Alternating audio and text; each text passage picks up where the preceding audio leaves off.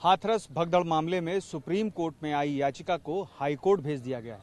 Chief justice of India ने कहा, बेशक ये बहुत ही परेशानी देने वाला मामला है, लेकिन हर एक मामले पर सुप्रीम कोर्ट सुनवाई नहीं कर सकती है और याचिकाकर्ता को हाई कोर्ट भेज दिया गया। हमारे साथ बातचीत करने के लिए बाबा साकार हरि के वकील साहब एपी सिंह साहब हैं।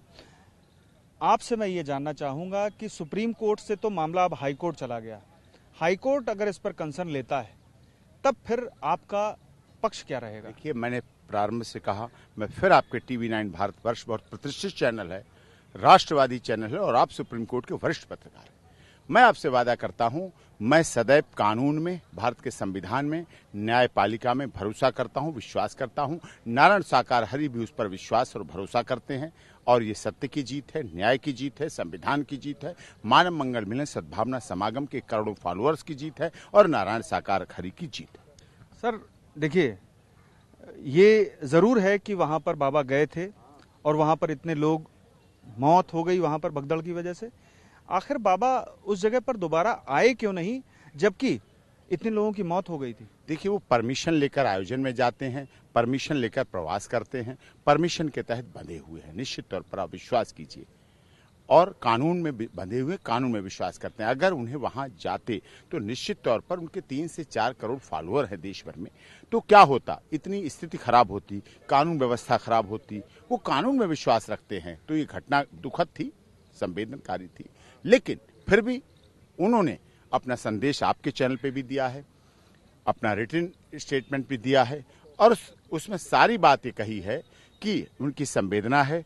जो कमेटियां हैं, जो कमेटी हैं, जिला कमेटी हैं, उनको कहा गया है कि मृतकों के परिवार को तन मन धन से पूरे जीवन सहयोग करेंगे, इंजर्ड के परिवार को तब तक सहयोग करेंगे जब तक वो ठीक नहीं हो जाते, परमानेंट डिसेबिलिटी वाले को तब तक करेंगे जीवन में जब तक वो ठीक नहीं हो जाता है और पूरे तन मन धन से ताउम्र उनका सहयोग करेंगे और सहायता करेंगे और तन मन धन की सहायता करेंगे। ये उन्होंने प्रार्थना की है, क्योंकि नारायण साकार हरि के पास ना कोई फंड है, ना कोई व्यवस्था है। वीआरएस की जो होती है पेंशन, उससे, और जो एग्रीकल्चर लैंड है उनकी गांव में, उससे अपना जीवन यापन चलाते हैं। लेकिन वो जो आयोजन होते हैं सारे, वो तो उनकी ही समिति कराती है।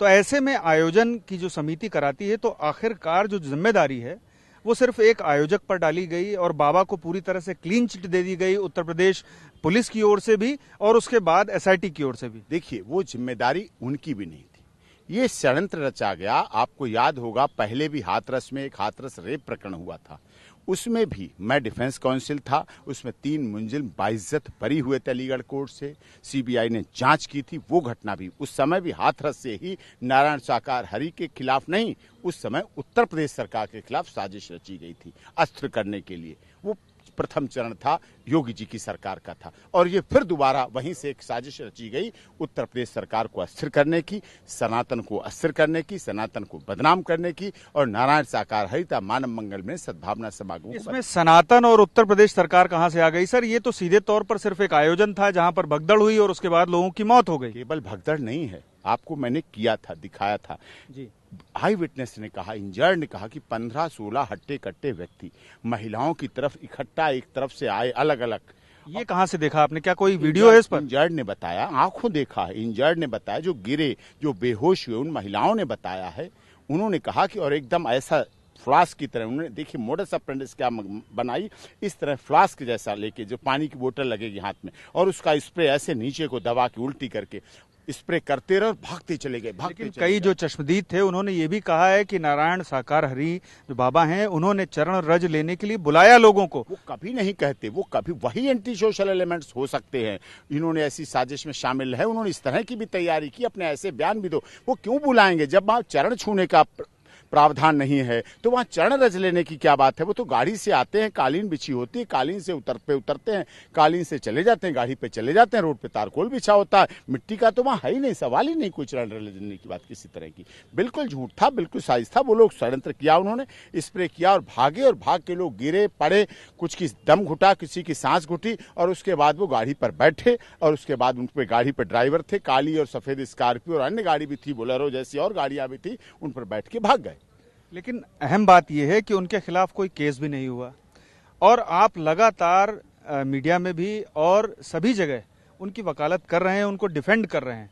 आखिर उन्होंने बिना किसी केस के ही आपको अपॉइंट करके डिफेंड करने के लिए क्यों सामने बुलाए? मानव मंगल मिलन से उनके फॉलोअर है, उनके आयोजक हैं, मौत उनके लोगों की हुई है, उनका परिवार है नारायण साकार हरि का, उनका परिवार है, 121 लाशें उनकी है, इंजर्ड उनके हैं, उनके परिवार के लोग हैं, कोई बाहर का नहीं है, कोई पाकिस्तान का आतंकवादी नहीं वहां मरा। हमारी माताएं, हमारी बहनें, हमारी बेटियां, हमारे बच्चे, जिन गाड़ियों पर हम उन्हें बिठाल के लाए थे आयोजन के लिए, उन्हीं गाड़ियों पर लाशें लेकर हम गए हैं। सोचिए आप, उन्हीं गाड़ियों पर हमारे बच्चे जिनको हम उंगली पकड़ के लाए थे, उन्हें मृत अवस्था में ले जाके अपने घर पे हमने उतारा था। जो किलकारियों के साथ पहुंचे थे वो क्रंदन के साथ पहुंचे हैं वहां। क्या करूं? लेकिन यहाँ पर यह भी देखा गया है कि कोई भी राजनीतिक दल बाबा के खिलाफ कोई भी बयान नहीं दे रहा है, सब उनके पक्ष में ही हैं। जबकि इतने लोग मारे गए और इसके बाद भी बाबा देखने तक वापस नहीं आए। आखिर ये क्या चक्कर है, मैं ये जानना चाहता हूँ। देखिए, बहन मायावती जी ने बोला है ना, वो नहीं चाहती हैं कोई दलित, शोषित, वंचित परिवार का व्यक्ति, समाज का व्यक्ति चांदी के सिंहासन पर बैठे, मंच पर बैठे। वो चाहती थी सिर्फ वही चिल्लाए, जुआ खोले ना कोई। यानी ये भी दलित वोट बैंक की ही राजनीति है टोटल। बिल्कुल, आप उन्होंने बोला ना, वो पढ़ी लिखी है, SIT में नाम नहीं, FIR में नाम नहीं, फिर भी कह रहे बाबा को अरेस्ट करो। ये क्या मतलब हुआ? इसका मतलब वो ज्योतिबा फुले, महात्मा बुद्ध, गौतम बुद्ध, डॉक्टर भीमराव अंबेडकर, संत रविदास, संत रहीमदास, संत जितने तुकाराम जी, जितने ये संत हुए हैं, गौतम बुद्ध और सब, उनका अपमान है। यानी आप ये मान रहे हैं कि सिर्फ मुकदमा इस वजह से पुलिस की ओर से और SIT की ओर से कोई नाम नहीं लिया गया बाबा का क्योंकि वो दलित हैं? वो है नहीं, वो उस घटना में नहीं है। वो 30 से 35 मिनट पहले जा चुके थे। लोग विरोध कर रहे हैं। बहन मायावती जी ने विरोध किया इस बात का, मैंने स्टेटमेंट भी अपना दिया है। वो चाहती सिर्फ वही बोले, दलितों का वही ठेकेदार बने। ऐसा नहीं है दलित समाज, ये संविधान का देश है। उत्तर प्रदेश सरकार सबके साथ, सबका विश्वास, सबके साथ भरोसा की बात करती है। केंद्र सरकार सबके लिए करती है, संवेदना व्यक्त की ना।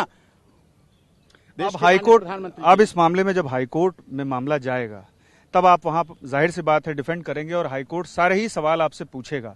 और जो सवाल मैंने पूछे हैं शायद अदालत भी वैसे ही सवाल पूछे। हमारे लिए सदैव, मेरे 26-27 साल की वकालत में सुप्रीम कोर्ट में, मैंने ऑनरेबल हाई कोर्ट और सभी अदालतों का मैंने सम्मान किया और सारी मीडिया का भी मैंने सम्मान किया। आपने देखा, आप भी वरिष्ठ पत्रकार हैं।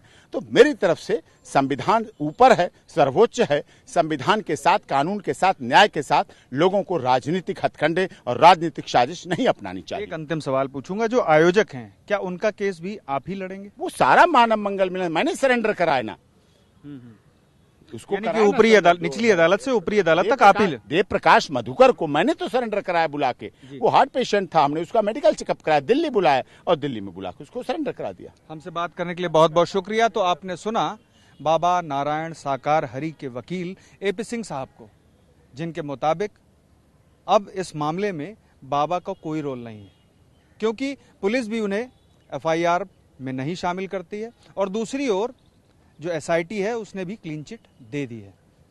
अब आगे जब मामला हाईकोर्ट में पहुंचेगा तब वहां भी देखने वाली बात यह होगी कि आखिर हाईकोर्ट इस मामले में किस रुख की तरफ बढ़ती है। पीयूष पांडे, TV9 भारतवर्ष, नई दिल्ली।